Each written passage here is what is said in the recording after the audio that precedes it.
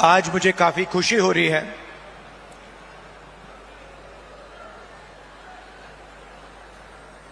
बैठा था और मुझे ये रिमोट कंट्रोल दिया गया और कहा कि देखिए इस पे आप इसका बटन दबाइए। और जैसे ही हमने बटन दबाया तो हजारों करोड़ रुपए सीधे छत्तीसगढ़ के गरीब जनता के बैंक अकाउंट में गए।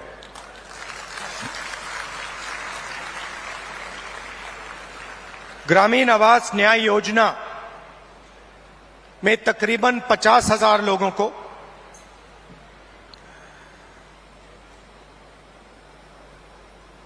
एक दो सेकंड में बैंक अकाउंट में पैसा मिला। पीएम आवास योजना में जो हिंदुस्तान की सरकार की जिम्मेदारी है उसमें अभी हिंदुस्तान की सरकार ने जो छत्तीसगढ़ को पैसा देना था वो नहीं दिया है और 7 लाख लोगों को जो आवास दिल्ली की सरकार के पैसे से मिलना था वो नहीं मिला। उनके लिए भी आज छत्तीसगढ़ की सरकार पैसा दे रही है। बहुत बार छत्तीसगढ़ की सरकार ने दिल्ली की सरकार से रिक्वेस्ट किया, आपकी जो जिम्मेदारी है उसे आप पूरा कीजिए, मगर दिल्ली की सरकार अपनी जिम्मेदारी नहीं निभाती है।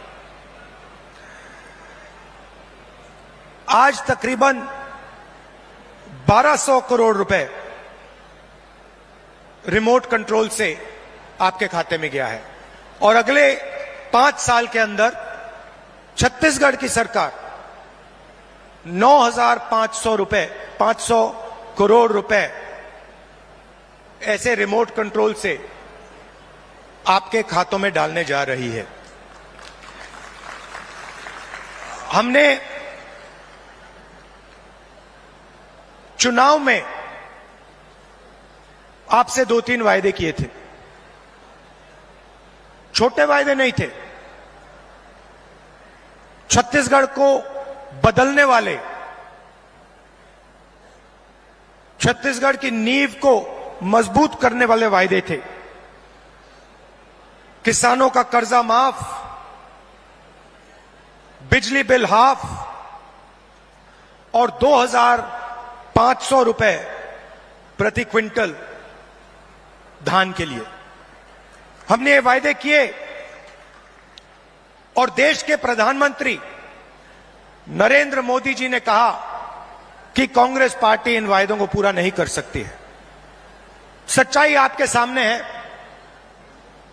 हमने जो वायदे किए थे हमने उनको पूरा किया। किसान न्याय योजना में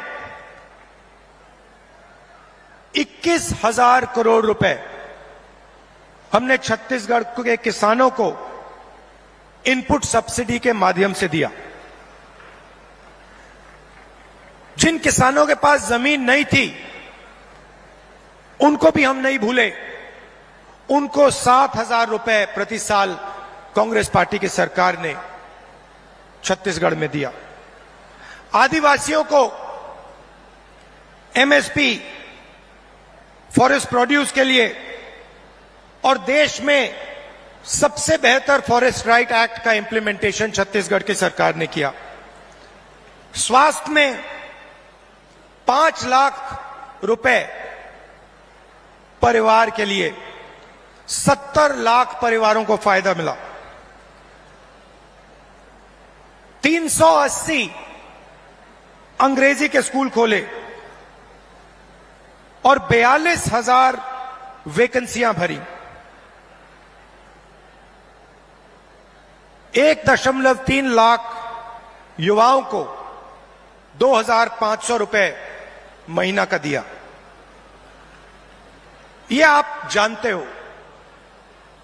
दूसरी तरफ भी रिमोट कंट्रोल है।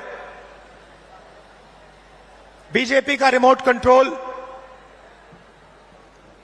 वो भी उसको ऐसे ही दबाते हैं, मगर हमने रिमोट कंट्रोल को कैमरा के सामने दबाया। बीजेपी छुपे छुपे रिमोट कंट्रोल दबाती है, नरेंद्र मोदी जी दबाते हैं। जैसे ही रिमोट कंट्रोल दबता है, एक तरफ अदानी जी को बंबई का एयरपोर्ट मिल जाता है, फिर से दबाते हैं, अदानी जी को रेलवेज का कॉन्ट्रैक्ट मिल जाता है, फिर दबाते हैं, इंफ्रास्ट्रक्चर मिल जाता है। तो दो रिमोट कंट्रोल चल रहे हैं।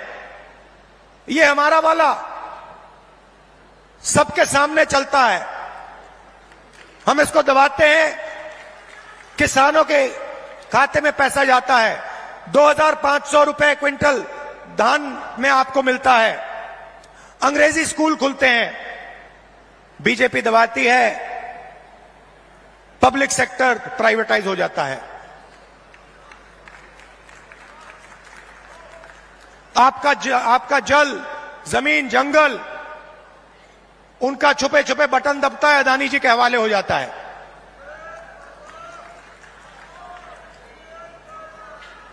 तो दो तरीके के रिमोट कंट्रोल हैं। अब मैंने उनके रिमोट कंट्रोल के बारे में पार्लियामेंट में बात उठाई। मैंने नरेंद्र मोदी जी से पूछा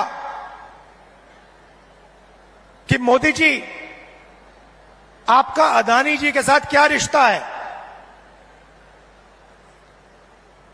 डिफेंस में अदानी जी को पूरा का पूरा फायदा, पोर्ट्स में पूरा फायदा, एयरपोर्ट्स में पूरा फायदा। आपने 5 किसानों के कानून, काले कानून बनाए, उसमें उनको फायदा देने की कोशिश की। तो मैंने उनसे पूछा, नरेंद्र मोदी जी, आपका रिश्ता क्या है? उनके हवाई जहाज में आप जाते हो, रिश्ता क्या है? जवाब मिला, मेरी लोकसभा की सदस्यता रद्द कर दी।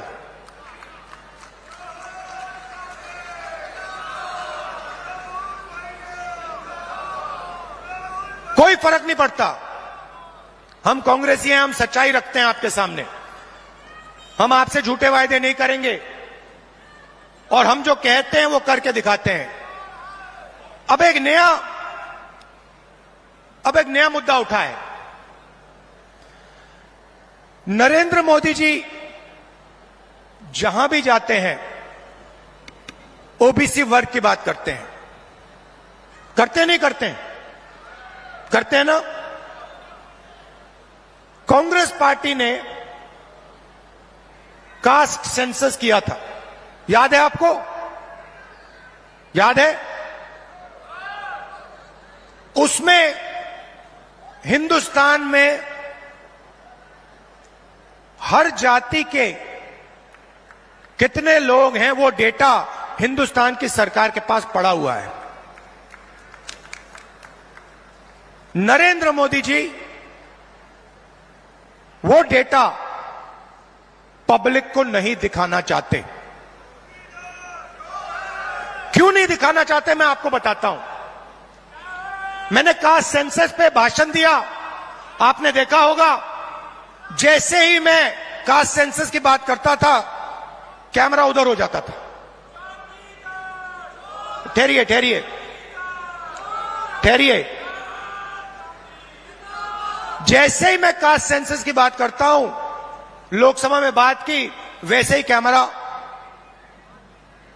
उधर हो जाता है। मैंने एक आंकड़ा निकाला, हिंदुस्तान की सरकार को एमएलए और एमपी नहीं चलाते हैं, हिंदुस्तान की सरकार को सेक्रेटरीज और कैबिनेट सेक्रेटरी चलाते हैं। इस बात से आप सहमत हैं? सहमत है? कोई भी योजना बनती है, जो 90 सेक्रेटरीज हैं हिंदुस्तान की सरकार के हर मिनिस्ट्री में, वो योजना को डिजाइन करते हैं, कितना पैसा कहां जाएगा वो डिसाइड करते हैं। तो मैंने चेक किया कि भैया इन 90 लोगों में से नरेंद्र मोदी जी की सरकार में पिछड़े वर्ग के कितने लोग हैं।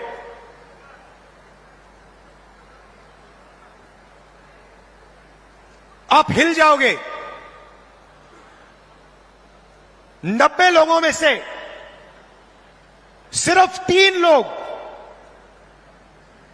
ओबीसी समाज के हैं, और वो 3 लोग हिंदुस्तान का सिर्फ 5% बजट कंट्रोल करते हैं। भाइयों और बहनों, क्या हिंदुस्तान में सिर्फ 5% ओबीसी है? यह सबसे बड़ा सवाल है, और इस सवाल का जवाब सिर्फ कास्ट सेंसस से मिल सकता है। किसी को चोट लगती है, अस्पताल में जाता है, सबसे पहले एक्सरे होता है। पैर में चोट लगती है, डॉक्टर एक्सरे करवाता है, कहता है भैया देखते हैं क्या हुआ है, कैसी चोट लगी है, पैर टूटा है या नहीं टूटा है। भाइयों और बहनों, कास्ट सेंसस हिंदुस्तान का एक्सरे है। इससे पूरे देश को पता लग जाएगा कि ओबीसी कितने हैं, दलित कितने हैं, आदिवासी कितने हैं, महिलाएं कितनी हैं, जनरल कास्ट के लोग कितने हैं।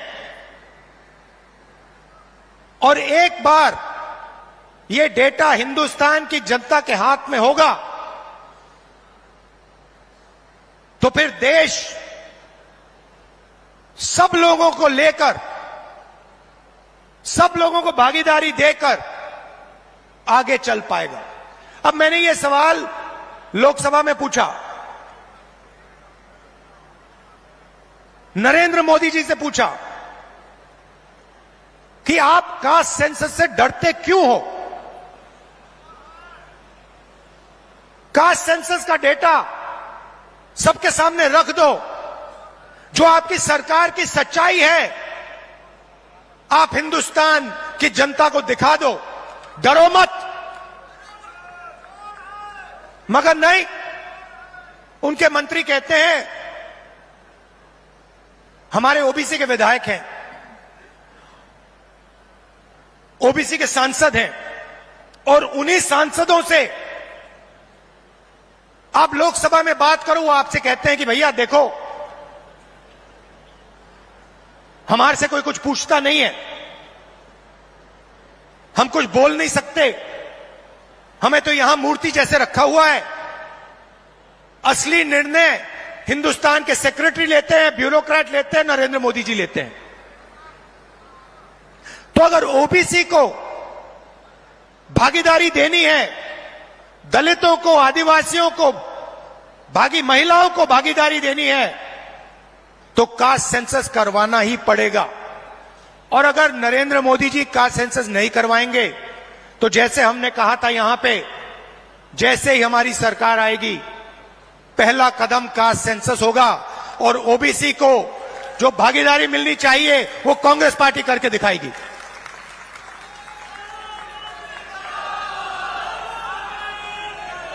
आप सब यहां आए, दूर दूर से आए, हमारी बात सुनने आए, आपने अपना कीमती समय हमें दिया, इसके लिए दिल से बहुत बहुत धन्यवाद।